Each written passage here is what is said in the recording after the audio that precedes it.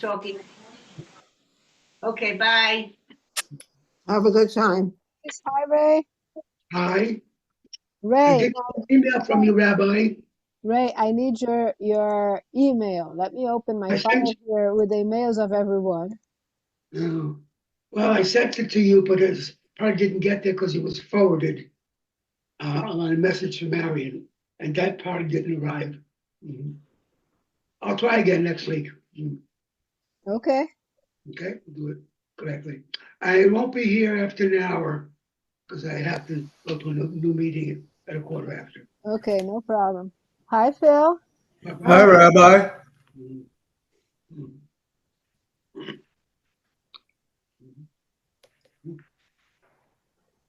How was the drawing for you, Phil? Oh, it was very good. Well, Marion should have told you all about it. Well, actually, she was very brief. Oh, Mhm. She said she disturbed you in the middle of your pleasure. Hi, Heather. What's your house's name? what? I'm talking to Heather. Oh, She's joined us. And she bought her horse. I guess she can't hear us. Oh, she's X'd out.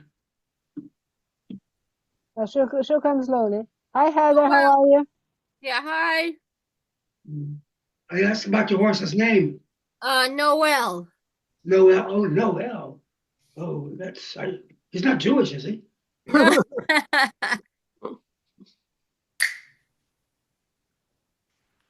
Okay, folks. Let me begin. Oh, wait a second. There is another thing that I needed to do. Oh, we're recording already. Excellent. Yeah. Okay. So I have to ask a small favor. sure. I'll not be looking at the screen. I'll be blanking it out. But if I need the screen to process information, tell me about it, and I'll put the video back on. Okay. Okay? Makes it No easy for me to problem. understand. Put you on.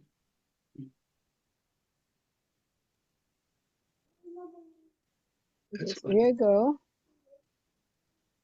There you go. Okay. Everyone can see this? Mhm. All right. So today, our class is going to focus on the Jews in the Middle Ages up to 1492. And just a reminder that what we've seen so far is the history and archaeology of Tanakh, basically. We talked about Hellenization, and we saw that already in Roman times, we had anti-Jewish sentiments. That's not anti-Semitism necessarily. We are going today then to talk about the beginning of the separation between Christianity and Judaism. That begins with the Bar Kochba revolt. Why? It's basically because Bar Kochba was seen by Jews as the Messiah. Right, and that happens in 132 to 135 of the Common Era, right? It's also known as the Third Roman Jewish War, right? The first Roman Jewish War we saw last time. The second Roman Jewish War is a obscure war called Kitos War, Kitos, and that's a corruption of the name of the main general, which was Quietus, right? The silent one, Quietus Wars. But Kitos Wars comes from it's Aramaization. It's in Aramaic, right? What happens though, it's very, very important, right? Because the same causes that are going to lead to Quito's wars are going to be the causes of the Bar Kochba revolt, right? There's something called Fiscus Judaicus. We saw that at last class, right? With the destruction of Jerusalem, the Romans impose an extra tax on all Jews all over the Roman Empire, right? And that's the Fiscus Judaicus. there is also those messianic expectations, right? And the desire to return to Judea.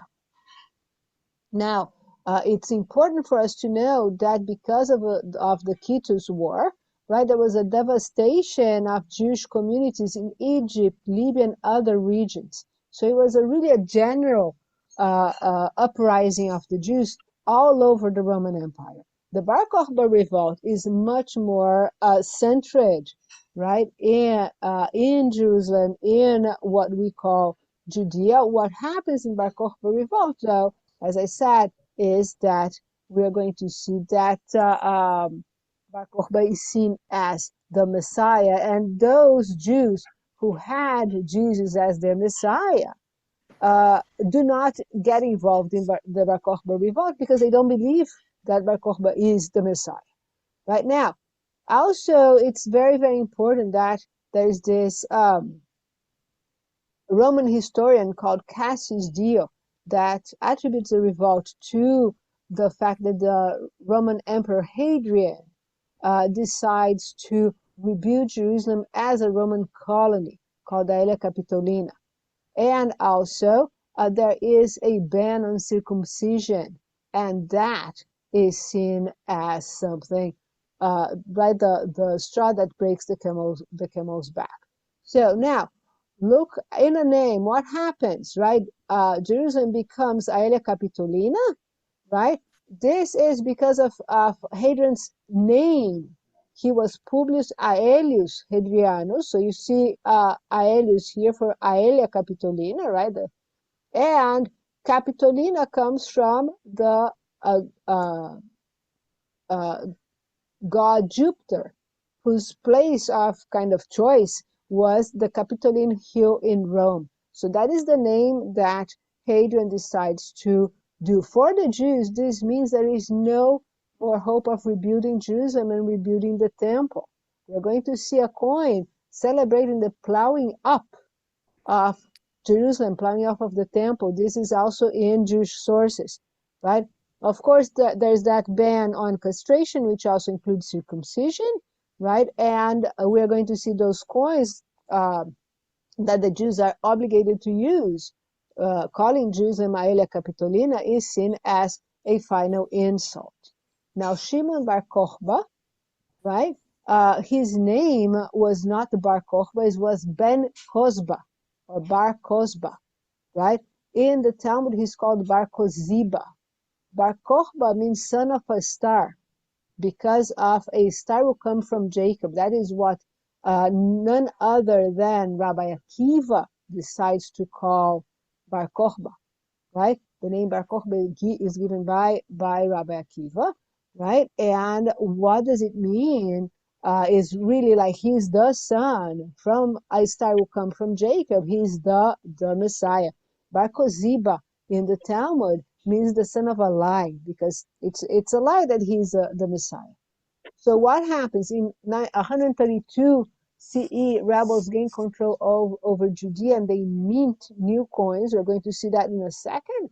From 32 to 34, there is a very brief independent Jewish state in Judea, and of course from 34 to 35, a massive Roman counteroffensive.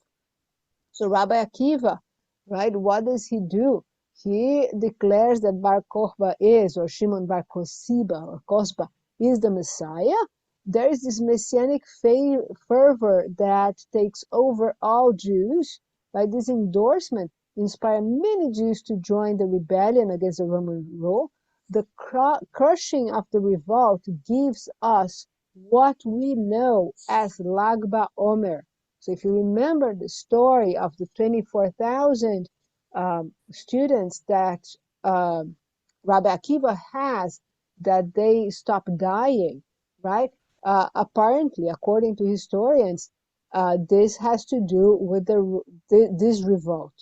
Now, a reminder that Rabbi Akiva himself was martyred by the Romans. We read about that on Yom Kippur, right? So I want you to see how the revolt of Bar Kochba is really, really, really important in terms of, right, general Jewish visions and stories. Now, we are going to see that there is a cave called Cave of Letters, and there is evidence that even some non-Jews joined that revolt, and of course that some Jews refused. So here you can see the Aelia Capitolina coins that Hadrian decides to issue. Right, you can see on the obverse his bust. Right, you can see he has laurels, in showing that he is the best guy of all the world, of course. Right, and you have here this one is a woman who is supposed to be Judea itself, right? The personification of Judea. We'll see that in many coins tonight, with two children um, in an altar, in front of an altar, right? And this other one here, what we have is the Jupiter himself in his temple, right? And you do have Col AL Cap. These are Colonia Aelia Capitolina, which is what Hadrian wants. And here is the famous plowing of the of Jerusalem. The emperor himself apparently is behind those oxen here, right? And so that is an important piece for us to see, that once those coins are put out there, this is really adding insult to injury. Now, give me a second. Aria,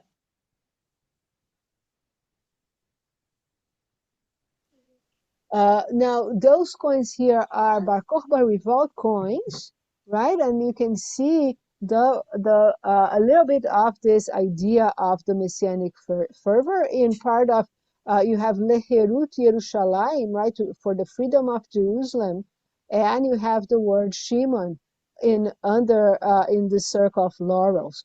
Here you have the temple, right? So the promise of Bar Kochba, and one of the promises given by those coins is that we are going to rebuild the temple. This is for the freedom of Jerusalem, and so on and so forth, right? You can see here an etrog and a lulav, right? The palm tree and the grapes and the lyre, right, of the temple. Right, all those things are supposed to talk about the first year of redemption, and what happens is that they also write the first year of redemption, the second year of redemption, the third year of redemption of Israel, of Jerusalem. Right, so this is an important thing that we don't have anymore. Flavius Josephus telling us the story, because he dies in 100, so he doesn't see this, right? But we have the coins.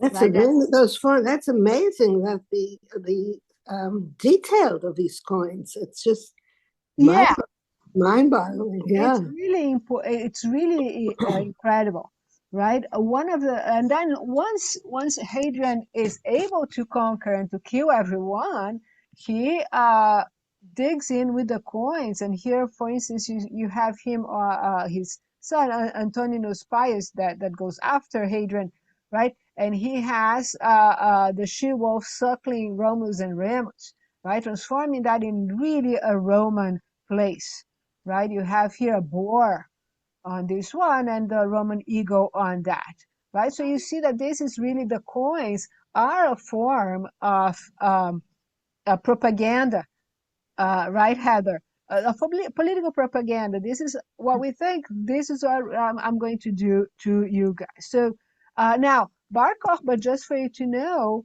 we have weights, right? He had these weights to be used in the market, right? And he made sure that like a shekel was weighed a shekel and so on, right? And they found these weights, one in the area called Beit Gruvrin, and another one, and this one was from some obscure collector. But the Israel Antiquities authorities eventually have both of them. Now, in this one, which what I find quite interesting is that in the side here it said Shimon, the son of Kochba, prince of Israel, Nasi Israel. Right, very important that he clearly he had that in his head, and the star is here in one of the coins. I forgot to mention, in one of the coins has a star on top as well. So what for us it's quite important in terms of what do we do today with history, what has happened here, right? Because what you're going to have is that the area now gains the name Syria Palestina. That's where Palestine will come from, right? And here, what you have on your side here is the map of the Roman Empire, and in red here you have what the district of Syria Palestina, right? So now it's important to know that why does Hadrian, and have here a bust of him, why does Hadrian decide to do that? It's because he really wants to stop the Jews from thinking about that area. That's what he really wants. And Palestina then comes from Philistia, which is the Philistines, right? If you remember from your Tanakh, right, that the Philistines are always fighting the Israelites, right? So that is where he gets that name from. Now, important thing, what is the Mashiach? What is a Messiah, right? It's the Hebrew word Mashiach means the one that is anointed. In modern English, of course, you have the idea that the Messiah will fix everything, right? Here you have Marc Chagall's painting of Samuel anointing Saul, right? The first king, right? And it's an important piece here that this anointing means that this person is going to be the person for leadership, right? You when we read Torah, right, we also know that things can be anointed. Moses anoints the vessels of the temple, right? Because those things are separated; they are holier than other things, right? And now in the Tanakh, you have King Saul, David, Solomon, Yehu, and Yehoash. Those 5 kings are actually anointed by prophets. Now, basic Judaism, what is the Messiah to do, right? Poor people are taken care of, no more hunger, end of diseases and wars. The whole world understands God. In gathering of the exiles, meaning the Jews are going to live in Israel, the temple is restored. And now, who is the Mashiach to be according to the Jewish tradition? A descendant of King David, observant of the Jewish law, announced by the prophet Elijah or Eliyahu. So when we get to the false messiahs, we're going to see that all of them have a sidekick, right? And the sidekick is supposed to be this reincarnation of Elijah. Now, Judaism's many facets also hold different concepts of the Messiah nowadays, right? Either a man who will come and do all of the above, right? Or multiple messiahs, meaning you are it, you can be the Messiah for one thing, right? Or a messianic time when all will be well. Very important thing for us to know is that the word Christ comes from the Greek Christos, right? And literally saying Jesus Christ means Jesus is the Messiah, or Jesus the Messiah. That's an important piece for us to know. Now, what are Jews? Well, Rabbi, Yes, one Phyllis. of the things, I don't see so well, but one of the things that I don't see listed there is that when the Messiah comes, everybody is going to be returned, even the dead are going to be returned. I didn't put that, but yes, you also have those who believe that when the Messiah comes, all the dead come back to life. Right? That is Orthodox understanding. Absolutely, yes. I forgot to put that in. Thank you, Phyllis. There's a story by Isaac Bashevis Singer of it's a tale. People are buried with a branch, I think, or a stick, so that when the Messiah comes, they can dig their way back to. Oh, yes, correct. There's the idea that they'll dig their way back. That's why you have the uh, uh, land of Israel, a little bit of soil from Israel under your pillow when you die. And so, yes, that's true. Right. So now the rabbis that we know today are the fruit of the destruction of the temple in 70 CE. And that is an important piece. Yohanan ben Zakkai is able to escape the siege and request from Vespasian a small town called Yavne, where Yohanan ben Zakkai then recreates what Judaism is about to be without the temple. Now, the Mishnah is compiled by Yehuda Hanassi in the year 200. Now, this is an important word. Tanaim are all the sages who lived up to the year 200 CE. Right? So when we talk Tana, we're talking about those guys. Right? We're going to see that as Christianity is growing and doing its thing, Judaism is doing its thing as well. Right? So important for us to know, right? 312 Common Era. The Roman Emperor Constantine issues an edict called Edict of Milan, decriminalizing Christianity in the Roman Empire. Eventually, he converts to Christianity, and that is considered to be a turning point in Christian history simply because then you have the biggest empire known to man up to that moment, all assuming Christianity as the main religion. Now, Theodosius the Great, we're going to see about him in a second, will try to keep Jews and other groups with same rights as Christians, but he is going to lose, right? Okay, the Great Schism. In 1054, the eastern and the western branches of Christianity split, creating what we know today as the Roman Catholic Church and the Greek Orthodox Church. Right? Inquisition is also going to be part of what's going to happen. Right? It's going to have a effects on Jews. Begins in 1204, ends in 1794. I want you to notice how late it is that the Inquisition is finally abolished by the Catholic Church. Right? They begin in 1204 by hunting for heresies. Eventually, Jews who have been forcefully converted are going to fall into that category. Right? The Crusades we're going to see are a series of religious wars, and that is going to be a problem for Jews, right? Between 1095 and 1291, right? Because they were primarily aimed at recapturing the Holy Land, Jerusalem, and that area from Muslims. Many Jews are going to be persecuted in Europe as well. And finally, just for us to keep in mind for next class, the Reformation with Martin Luther is going to be a complication for Jews as well, because he expected the Jews to convert to the Reformation he does, right? But the Jews don't, and he gets really angry about that.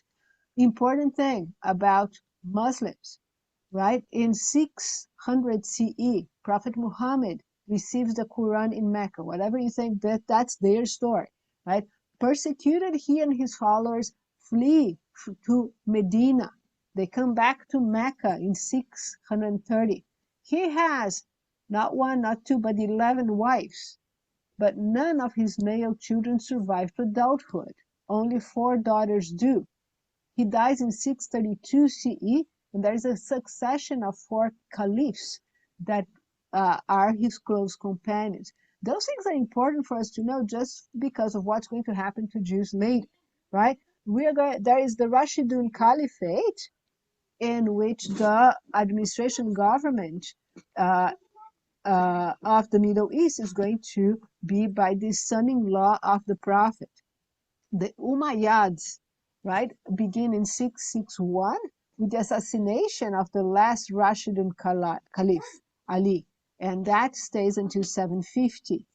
The Abbasids take over, establish the capital in Baghdad, is a period of very significant cultural and intellectual flourishing. And finally, there is a fragmentation, also important for us to think about when we talk about Jews under Muslim rule, right? It will depend on where they are in the Muslim empire, right? Because from 900s onwards, 800s onwards, the Abbasid Caliphate begins to fragment, The Fatimids appear in the North Africa, seize control of that region. The Umayyads then, and you're going to see them over and over again because of the Christians retaking Spain, right? They take control of that area called the Iberia, right? It's the golden age of Spain.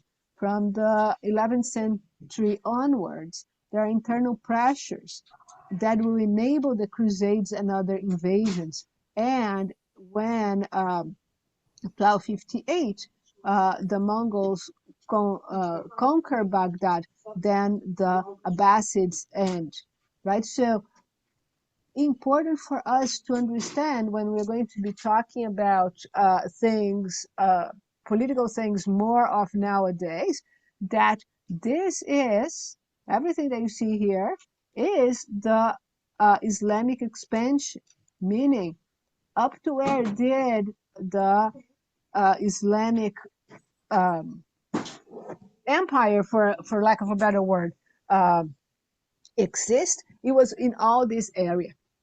Right? It's important for us to think about, right? Now, of course, they are going to break themselves in two big groups that are constantly fighting nowadays, which are the Shias and the Sunnis. Very important piece, right, for us to understand. A big difference between the two is how they think about succession. The Shias believe that only one caliph was legitimate because they only think that all the succession should have come directly from Muhammad and not from his friends and not from his companions, right? But the Sunnis accept that the companions are a thing, right? Now, when we talk about imams, those are usually Shia because they're descendants of Ali, right? They're divinely appointed. They're seen and inspired leaders. Where is that type of Islam? In Iran, in Iraq, in Lebanon.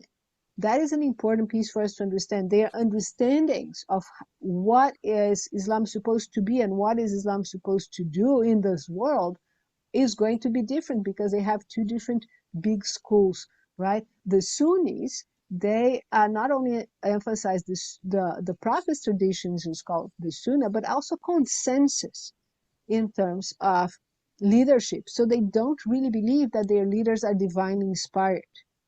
And that is going to be very, very important for nowadays, right? Now, it's true that the majority of Muslims worldwide are Sunnis, right? All right, so what are the Jews doing? The Jews, again, doing their own thing, right? We came from the Pharisees, right? I talked about last time about the oral law, right? Now, the Mishnah, the Tosefta, and the early Midrashic collections are all compiled up to 700 CE. In that, right, taking all that together, what you're going to have the Talmud. The Jerusalem Talmud on one side, 350 CE, that's the time when it's completed, and the Babylonian Talmud, 500 CE, that's when that is completed as well. Now, what is the Talmud? The Talmud is a collection of discussions.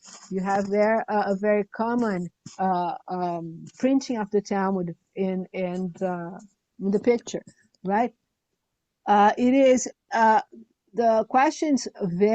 discussions vary from law, ethics, the meaning of being Jewish, all based on the oral material that came before. It is a guide for how rabbis and communities to decide what to do. It has discussions about law and regular life, providing insight in what the common folk life were, what the beliefs of the period were, right? So it's an important piece here. Whenever someone talks about the Talmud, they usually mean the Babylonian Talmud. That is a product of the academies in Babylonia, Sura, Pumbedita, and the Hardea. The main compilers of the Babylonian Talmud are Ravina and Rav Ashi. Just as the rabbis previous to them had a special name, which is Tanaim, these rabbis have a special name, which is Amoraim, right? They are the sages that discuss what the Tanaim say. Now there is no way, and I'm going to make this introduction because what we're going to be seeing in the Middle Ages is really not nice. It's really not comfortable. But there is no way for us to know how the ordinary Christians of Europe, the Middle East, and North Africa thought of the Jews and act towards them in Christianity's first 600 years. There's no way for us to know. It's a fair assumption to say that they probably got fairly well along peacefully, in part because pagan idolatry served as the common enemy. But that changes once the Catholic Church kind of matures and decides that it needs to save the world through faith, right? So now back to what's going to happen. Remember, all this area here is Islam, and this is 9th century now, right? Up here, right, Venice, Constantinople, Carolingian Empire, the Alps, is the Byzantine Empire. They're going to become Christians as well, right? And that is an important piece, right?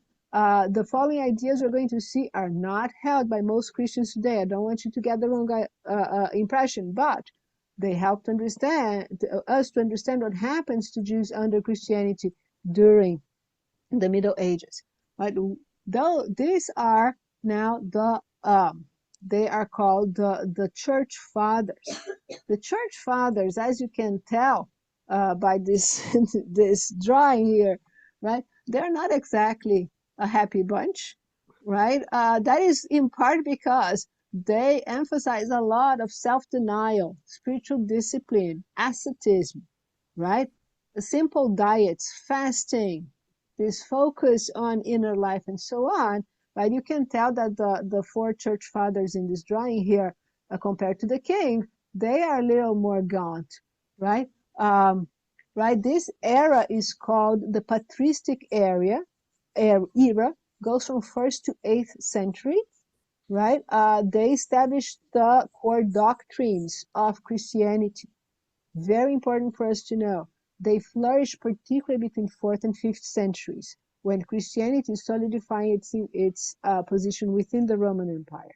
Now, the written testimonies to the tensions between Jesus and the Jewish communities are writings in Greek by ethnic Jews, compiled around 135. Those are called the New Testament. The Tanakh is then called the Old Testament, giving the idea that Judaism is superseded by Christianity, right? This is important. Supersession is the act of replacing something, especially something older or more old-fashioned, with something else, new, considered superior. 374 CE, right? This Bishop of Medilano, Ambrose, opposes the efforts of Emperor Theodosius to acknowledge the civil rights not just of Jews, but Jews, pagans, heretics, as equal to those Christians. There's a public confrontation in the cathedral, and here is the Ambrose, right? Again, not a happy guy. He confronts Theodosius in a cathedral, saying the following: whom do the Jews have to defend the synagogue? Christ, whom they have killed, whom they have denied? Or will God the Father defend them, given that they do not acknowledge as Father, since they do not acknowledge the Son? Right? So again, this building in the Roman idea that Jews are actually atheists. They don't have God, right? And this is the poor emperor who eventually backs down. Right now, the Roman Empire and the Eastern Roman Empire are here for you to see. And this is in the time of Theodosius, right? This is 395 CE, right?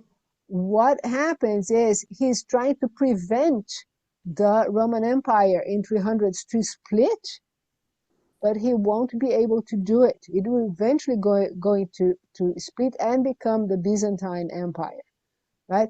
It's not clear if he made the official religion of the Roman Empire, if it was Constantine, but Christianity becomes connected to secular power at this point, and this is important. The separation of the Catholic Church and the Orthodox Greek Church only formally happens in 1054. Now, here are those three of what those church fathers say. John Chrysostom, right, is the Archbishop of Constantinople. What does he say? Right? He says that because Jews rejected Jesus, it is about the Jews that Jesus says, but as for these my enemies who do not want me to be king over them, bring them here and slay them. Notice what he's saying about Jews, right? He also adds that Jews made themselves unfit to work, therefore they grew fit for slaughter. Because the Jews pitiable, miserable, and diseased, we saw this idea of disease back in the Roman empires already, right? In the beginning, in the Greek Empire, we saw that. His sermons, you can find them online. They're not a happy reading. It's called 8 Homilies Against the Jews. So he's not really into seeing Jews as equals, right? Now, Saint Jerome dies in 420. He translates the Bible into Latin. That is called the Vulgate. He identifies us with Judas Iscariot and the immoral use of money, right? They say, he says that the Jews are greedy for money. Their prophets speak of nothing else. Their God is their money bags. So notice the connection he's already making with Jews and money, right? And also, what does he say? Because they refuse the way of God, they have chosen the path of the devil. It's important for us to understand where the ideas are going to come in the Middle Ages come from. Finally, Saint Ephrem, right? He really sees Jews as the enemies of Christianity, like Satan, right? And he emphasizes the distinctions between the two. Notice he writes several hymns for the unleavened bread, which is our matzah, right? But notice the refrain that he puts: blessed is he who rejects the people and their matzah. This is like he is blessing God for rejecting us, right? Since their hands are defiled with precious blood. So again, the same, right? Those ideas are going to run into the Roman Empire. Now, the first anti-Jewish laws are going to happen in the Roman Empire after the Roman Empire becomes Christian, of course, right? So the first one you see here is that your I wish to make to know to the Jews that if they attack a Jew who has fled, who has converted to Christianity, they're going to be burnt together with all his accomplices. Moreover, if anyone converts to Judaism, they're going to have penalties. This is Constantine the Great, right? Now, the next guy in line, Constantius, is the son of Constantine, right? He dissolves the marriages between Jews and non-Jews, between Jews and Jewish women. He dissolves them, right? And if the Jews actually marry Christian women, they subject themselves to sentence of death. So notice, right, and of course the slaves are taken from Jews. Jews cannot have slaves anymore, and they are being appropriated for the imperial treasury. And also, if the slave was circumcised by the Jew, then the Jew receives capital punishment. I want you to notice that this is really serious, all those laws, right? Finally, Theodosius II, not Theodosius I, who wanted to give the Jews the same rights, but right, Theodosius II, what does he say? No Jew or Samaritan, right, shall obtain office or dignity. So notice the exclusion of Jews from being part of the government is already here, right? When I was teaching parts of this to some of the teenagers, they say, "Oh, then Hitler didn't invent anything." No, Hitler didn't invent anything. He just used things that were already done in the past, right? They cannot be judges, right? And also, he forbids any synagogue to be a new building. What are Jews doing? We keep doing our own thing. Right after the Babylonian Talmud, after Jerusalem Talmud, come the era of the Geonim, 589 to 1038 CE, right? There is by the Geonim that we have the first Sidurim, philosophy, response, interpretations of Jewish law, and the first codes. Those are the Geonim. So where are the Geonim? They are in Babylonia, right? Remember, so they're far away from Europe, but they're going to right, people in Europe are going to be sending them their questions, and the Geonim in Babylonia responded. Those are called the responsa, right? They also do monographies on philosophy, and they are the heads of academies. There are 70 names of Geonim, right? The most famous of them is Saadia Gaon. Other famous names are Amran Gaon, Sherira Gaon, and Hai Gaon. If you have the conservative Siddur, we have pieces of their Siddurim spread throughout the service, right? And besides the Geonim, and this is an important piece, the Jewish community has the Resh Galuta, right? So the Geonim are what you could call the religious leader, and the Resh Galuta is the guy who's going to take care of dealing with the government, right? Resh Galuta means the head of exile, right? So those things are important because they're, right, remember what is happening to Babylonia? Babylonia is under Muslim conquest, and the Resh Galuta is the one who's going to be talking to those rulers. Right, now, Christian Europe, what begins happening, right? The first thing that happens is that Jews have to get involved with disputations. Those are introduced by Basil the First or Basil the Macedonian near 880 of the Common Era. Jews are forced to either admit or to disprove that Jesus is the culmination of the law and the prophets. The impression, though, prevailed among Christians is that they were no match to the Jews, while the latter frequently challenged the former and openly and frankly criticized the dogmas of the church. The result of winning such official disputations, however, is that either the Jewish community is expelled from that place, or the debater is expelled, and then the Jewish community is persecuted. Right now, those disputations are detrimental to us because they lead to burnings of the Talmud. Right? So the first of such huge disputation that leads to the burning of the Talmud is by Louis IX in Paris in 1240. Right? They burned 24 cartloads of the Talmud. I want you to remember that back then, those things are handwritten.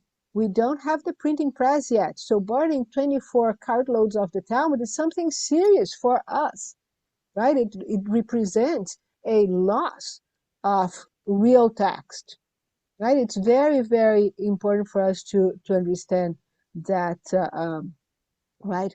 Now, in part, the rabbis are having to deal with Jews that convert to Catholicism, right? Those are the people who are put to dispute with the rabbis now, and that is an important piece. Gone are the days of Basil the First, that the Christians didn't really know what they're talking about. Now they have people who are converted, who know. Now, what is happening in Iberia? Important for us to understand. Throughout that area, the Reconquista is going on from 914 onward, right? Here you have how the Reconquista happened, and it ends here with the taking over Granada.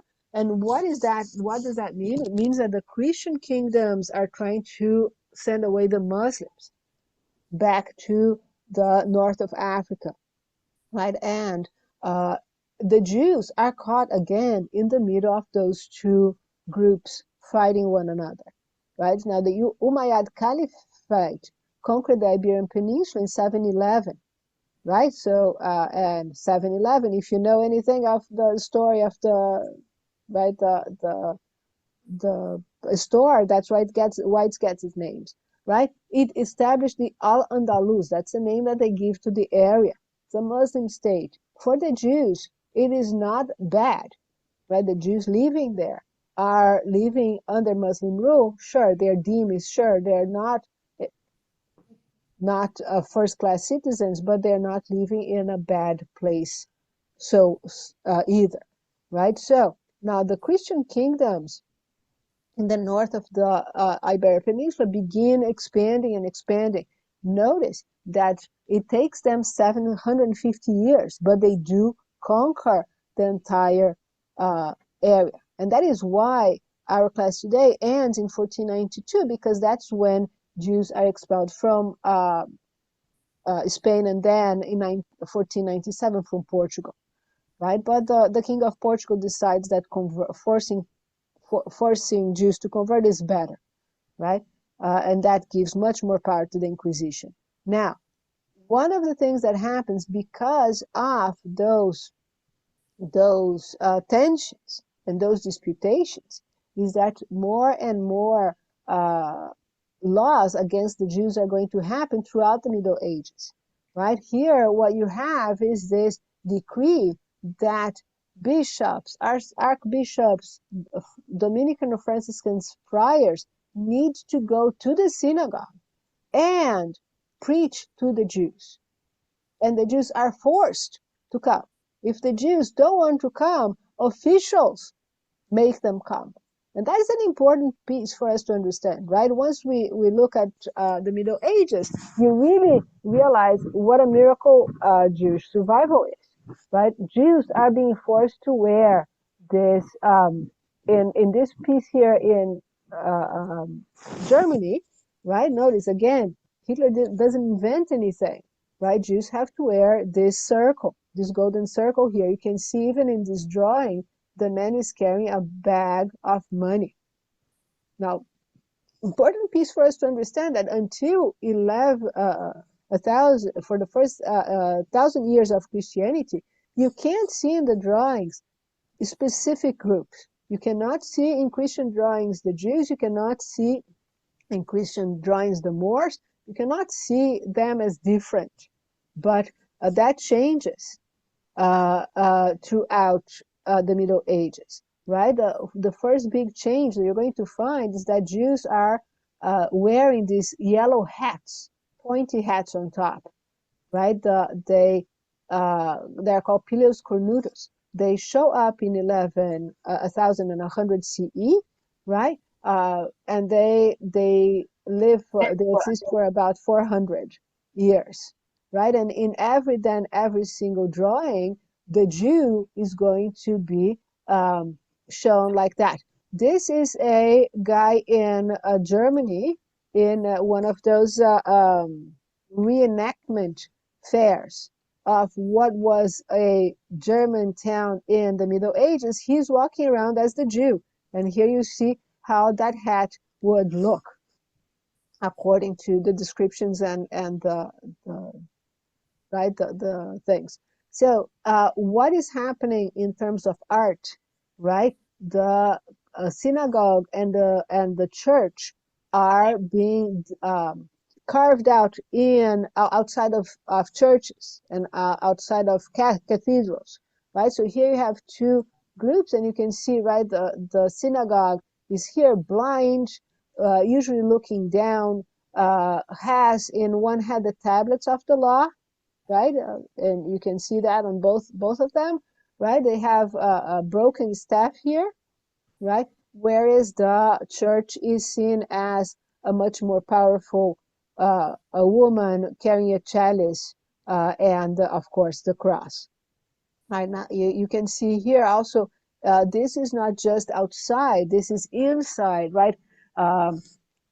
People who had the money to have their own prayer books, those missals, right? They are also seeing those images, right? So you have here the synagogue again with the tablets of the law, and the church as a queen, right? Are these in cathedrals, or these are not in synagogues because you can't make images? Yeah, so those two that you are seeing here are in cathedrals, Phyllis. Oh, okay. This one is in Strasbourg Cathedral, and this one is in the Freiburg Cathedral, both in Germany. One in Germany, one in France. Mhm. Okay, and yeah, so now skip this one. This is also an image in a missal, right? Meaning a prayer book for a mass. Those are called missals, right? You have here the life and death, right? One side is life, one side is death. One side is the church, and one side is the synagogue. You can tell it's the synagogue also because of the hat and the dark hair, right? Christians being being portrayed not having dark hair, right? But I want you to notice that, right? You have the life on the side of the church and the death on the side of of the synagogue, and you can also notice what they do with death, right? They put a a face that has a beard. Remember, Jews are having beards, um, right? Red hair and a big nose. Uh, Jews, however, are keeping with their own thing, with our own thing. What our own thing? Our own thing is developing Torah. And we keep doing that. After the Geonim, as I talked before, come the Rishonim. You know many of those names. You might not know that they're called Rishonim, but you know some of them, right? Some of those Rishonim that you know are Rashi. Rashi is a Rishon, right? Yehuda Levi, Ibn Ezra, Maimonides. You guys heard it before, I'm sure, right? Maimonides is called a Rishon, right? A Tosfot, Rashi's grandsons and sons-in-law. They're all also in the group of Rishonim, right? The Rishonim go until the 15th century. So Bartenura or Ovadia of Bartenura, right? Bertinoro, he is also there. The Meiri, Nachmanides, you've heard of Nachmanides before. They're all called Rishonim. Now, a second very famous disputation is between Nachmanides and and Pablo Cristiani. The name should tell you he was a convert to Christianity, right? And Nachmanides apparently wins. If you want to know the entire thing, you're able to. But of course, Nachmanides has to flee from Aragon, right? From what would become later Spain. He has to flee because he can't be there. But the Talmud, even though the Talmud is not burned because he's able to show that he's better to King James I of Aragon, what happens there is that the Talmud is censored by the church. That's an important piece, right? Many pieces of the Talmud are censored. If you want to read the entire disputation, you can, right? Because Nina Caputo did the entire disputation in a graphic history. But in the back of the book, you can get this. In the back of the book, you have the entire all the words, right, and all the documents of Nachmanides and Pablo Cristiani disputing. So another thing that is important for us to know of that time and place is this songs of the Reconquista, the canticles, cantigas de Santa Maria, or canticles of the Holy Mary, are 420 poems written or attributed to Alfonso X of Castile, right? Spain doesn't exist yet, right? There are several different groups, different kingdoms. Now, the Muslim rulers are called Moors, right? And they are reigning over most of the Iberian Peninsula by the early 18th century.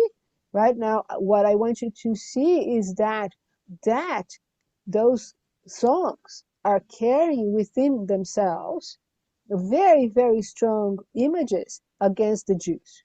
Jews are the enemies who are hated more than the Moors, right? You have Jews killing Jesus, the treacherous Jews, those wicked infidels, right? All those things are important for us to understand what's going to, right? That you have this as part of what the regular Christian is receiving as messages over and over and over again. Now, those 420 poems also have illustrations. So here is a Jew, and you can see the hat, right? He's stealing a portrait of the Virgin Mary, right? And then the devil is taking that Jew to hell, right? It can't get much more clear about what you think of Jews, right? Benedict 13th is called an anti-pope. It's because they are fighting now among themselves, right?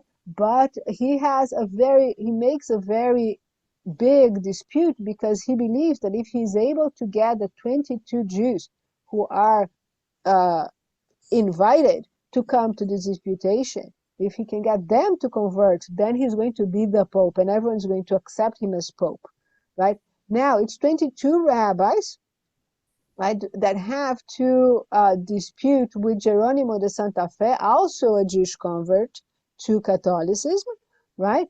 And they don't, of course. Now, it's a very long thing. It's 69 sessions, but the Pope at the end makes a series of decrees. The Jews are prohibited from studying the Talmud. All the copies of the Talmud are confiscated. Communities are forbidden to build more than one synagogue, cannot be tall or important. Jews are not allowed to eat, bait, or trade with Christians. 3 times a year during Advent, Easter, and the summer, the Jews have to go to church. They're forced to go to church.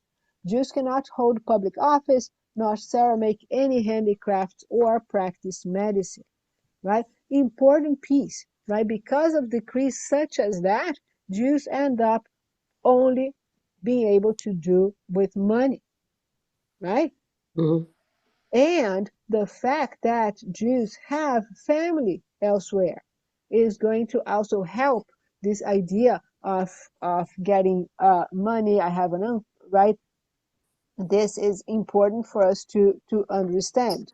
Now, another thing that Jews have to do is to live in certain places, right? We call those places today ghettos, but the word ghetto is only used in Venice in 1516 because the authorities there decide that the Jews have to move to this place called Correggio, right?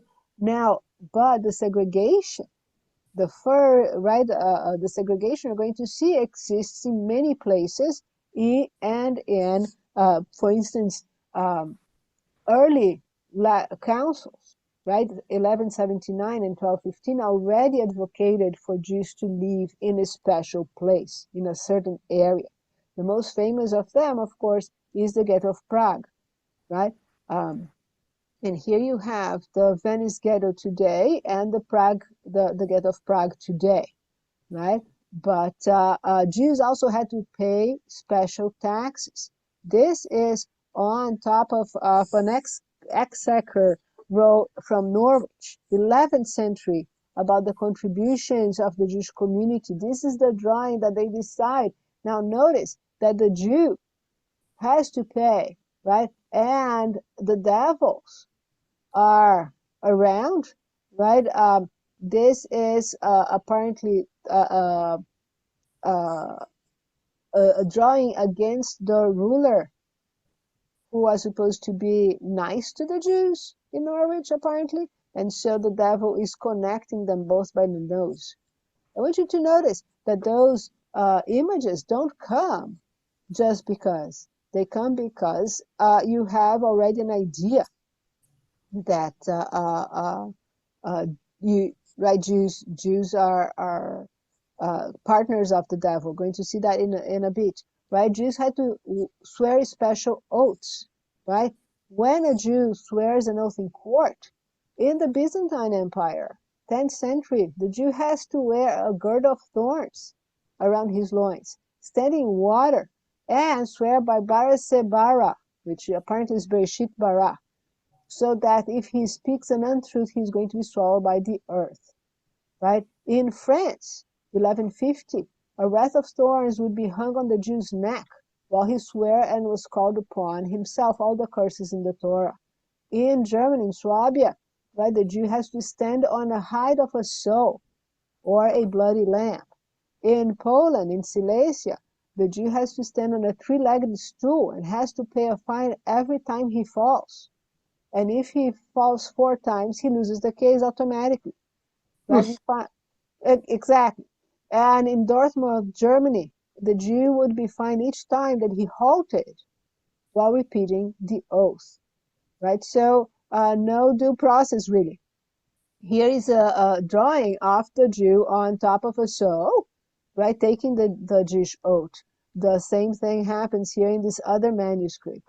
You have the king here, right, and the Jew is, you see the head up here, and the Jew is standing on the pig, right? The same thing happens here, the Jewish oath. You can tell it's a Jew because of the circle, right, here in front of the magistrate, right? Those customs gradually fall off use, but those separate oaths for Jews are only abolished with the emancipation, with the Enlightenment. We'll see Enlightenment later on in the course. Like blood libels, Jews are accused of the habit of kidnapping Christian children. We've seen that before. Those who were here last class remember that one of the things that one of the writers was one of the writers was writing was that the Jews had kidnapped a Greek and were fattening so that they would eat the Greek later, right? So you have that idea already, but notice, right, the circle here, this is the depiction of Simon of Trent, right? And notice that you have the names here, Meir and Herschel and Moises, right? All of here, right? And this is part of what Christians believe Jews are doing. Whether Jews are doing or not is completely immaterial, because that's what they believe, right? Jews are desecrating the host, right? Here is a whole woodcut showing such a quote unquote case, right? Stealing by a Christian, selling to the Jews because the Jews are buying it, right? Taking it, stabbing, right? The idea would be that if you stab the host, blood would come out, and that's what the Jews are doing, right? But then, of course, the angels come and kill, and the Christians kill everyone. The Jews are seen as partners to the devil. Those demonic animals here that you see here are from a title page of a book. And here you have, right, that's that circle, right? So that is an important piece for us to see, right? That anti-Semitism is really rife in medieval times and for a very long time. I want us to keep that in mind when we talk about the Enlightenment later. For a very long time, those things are going to happen, right? Here are Jews. This is a Bible made for the Louis VIII of France in 1225. And a group of Jews is being here inspired by the devil. How do you know they're Jewish? Again, look at the hats, right?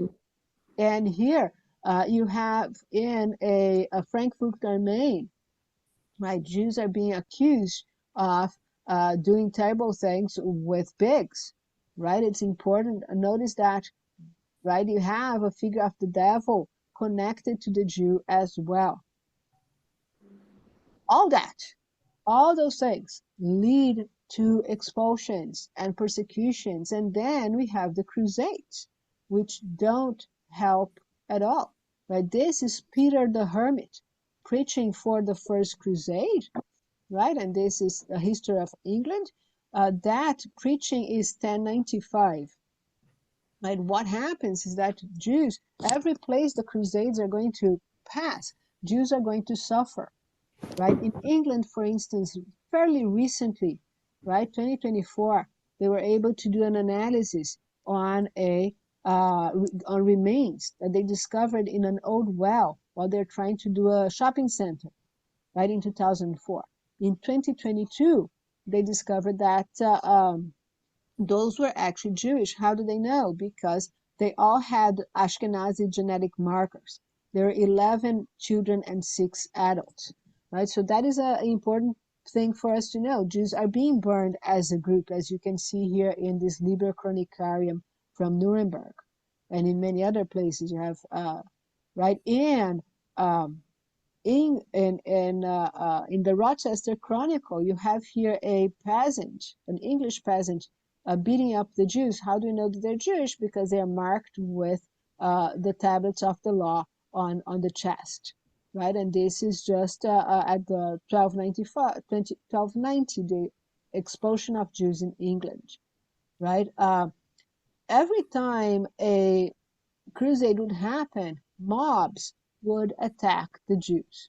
Right? That is true of the First Crusade. That is true particularly of the what is called the People's Crusade of 1096. Right? That People's Crusade attacked the Jews in Germany, France, and England, put many Jews to death, entire communities. Right? Rashi talks about losing a family, right? Apparently 12,000 Jews are said to have perished in the Rhine cities in May and July of 1096. Right now, notice what a Jew leaves a diary that lives to our days. It's called the Solomon Bar Shimshon Chronicles, 1140. What does he write? He says, "Now it came to pass that as the Crusades passed through the town where Jews dwelled, they said one to another, Look, in our very midst are the Jews, they whose forefathers murdered and crucified him," that means Jesus, "for no reason. Let us first avenge ourselves on them and exterminate them from among the nations, so that the name of Israel will no longer be remembered, or let them adopt our faith and acknowledge the son of Mary's promiscuity." Then the Solomon Bar Shimshon says, "The many evils related in all the biblical admonitions found us, those enumerated in the scripture, and as well those who were unwritten, all those came on us." And again, that Bible made for Louis VIII, 1250, you can see here the Jews being killed, right?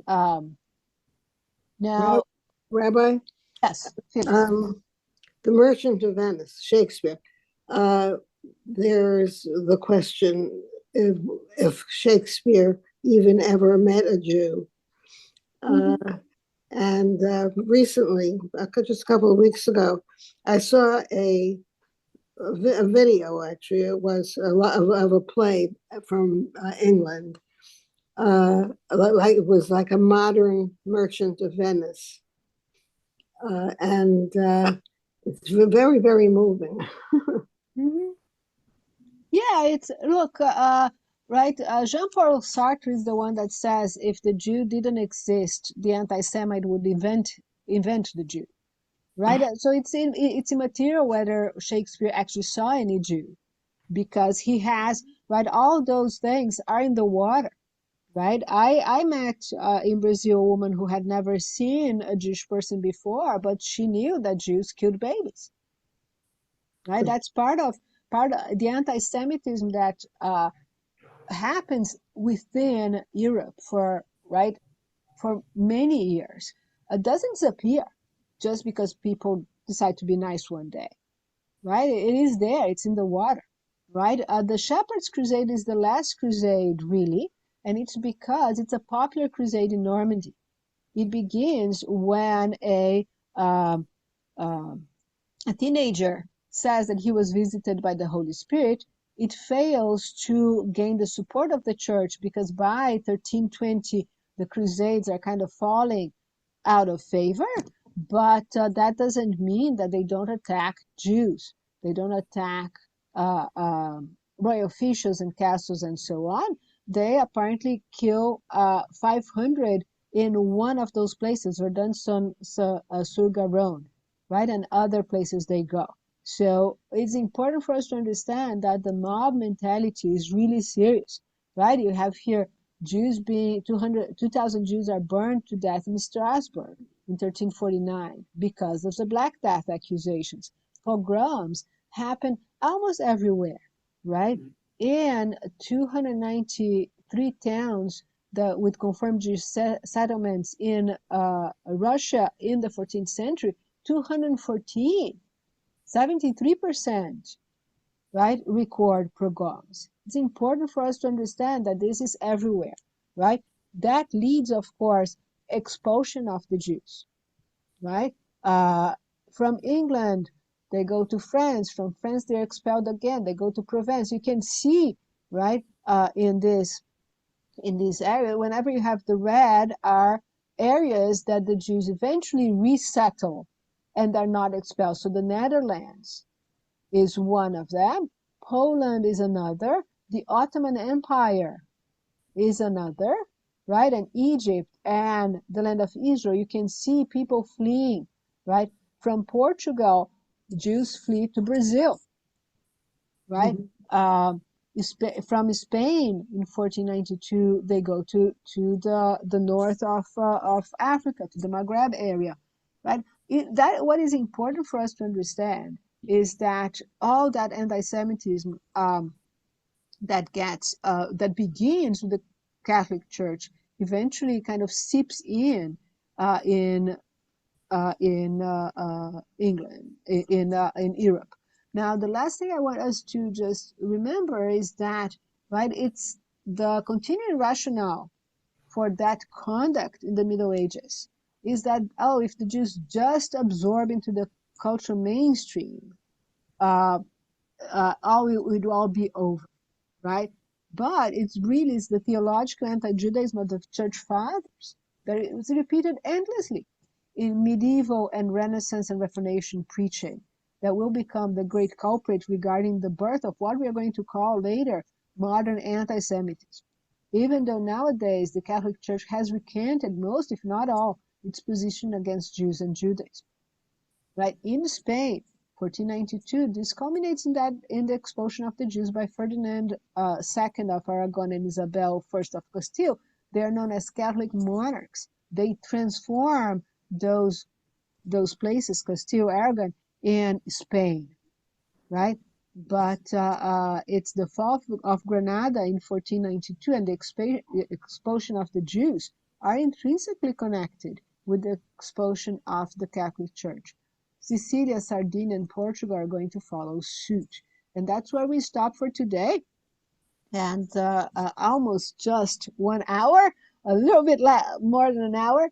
But, right, so we covered a lot of ground today. I hope you understand that, right, we are talking 1,000 years of anti-Semitism in Europe, in Christian Europe, and that is not going to be erased from right in by decree. We're going to see that when we talk about the Enlightenment. They try to erase this by decree, but those attitudes you can't erase, right? And that is an important piece that I want us to understand, right? It's laws only go so far. They can't change what people think, right? And what people act on. All right? Rabbi, Questions and comments? Yeah, Phyllis.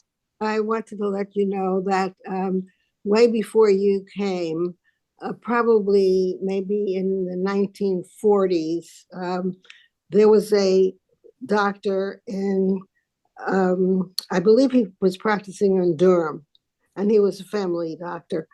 And when my husband went into practice, I got to know this doctor. And the doctor told me that his name was Henry Sherwood, and he was a very dignified looking man. He looked British, but he was Jewish and belonged to the synagogue. And he said that one time he got a call from a patient who lived on at Lake Bisek, which is in Middlefield. And it was a weekend, and she said that somebody in the family was very sick and she wanted him to come to see the patient. And he said, I cannot come to see the patient because you have a sign on your lake and it says, no dogs or Jews allowed. Whoa. There you go.